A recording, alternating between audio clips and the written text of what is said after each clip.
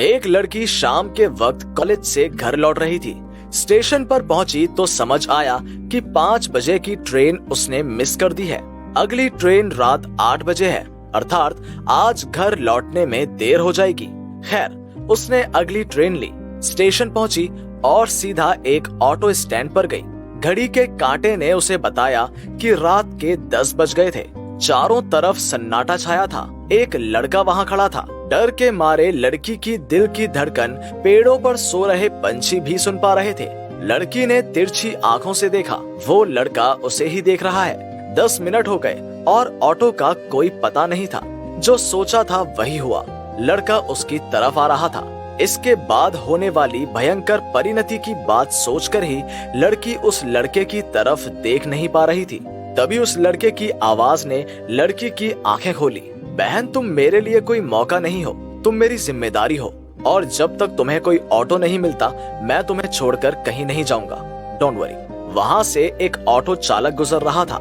लड़की को अकेले एक लड़के के साथ देखकर ऑटो वाले ने ऑटो रोका और कहा, कहाँ जाएंगी मैडम, आइए बैठिए। लड़की ऑटो में बैठ गई।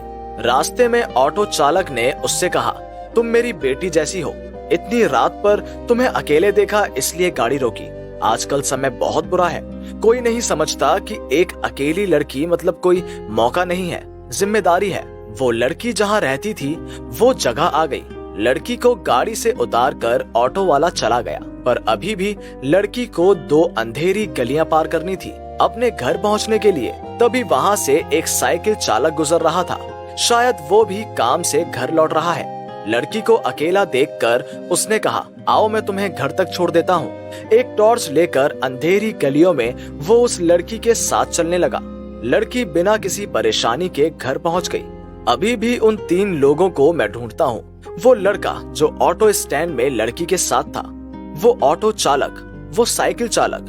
जिस दिन ये 3 लोग मिल जाएंगे शायद और कोई नारी लांछित नहीं होगी। बंद हो जाएंगे रेप और बिना किसी डर के सारी बहन बेटियां घर लौट आएंगी। उन 3 लोगों को मैं जानता हूँ, वो और कोई नहीं, आपकी, मेरी, हम सब की अंतरात्मा है। अंतरात्मा की ऐसी एक बहुत ही सूक्ष्म पुकार हम हमेशा सुनते हैं, पर कभी भी ध्यान नहीं देते। जिस देश में बलात्कारियों को वकील मिल जाते हैं, वो देश क्या कभी दहशत मुक्त हो पाएगा? हमारा विवेक पैसों के सामने असहाय हो जाता है। इसके बाद शायद लड़कियां ही राष्ट्र को बोल देंगी, रहने दीजिए, हमें न्याय नहीं चाहिए।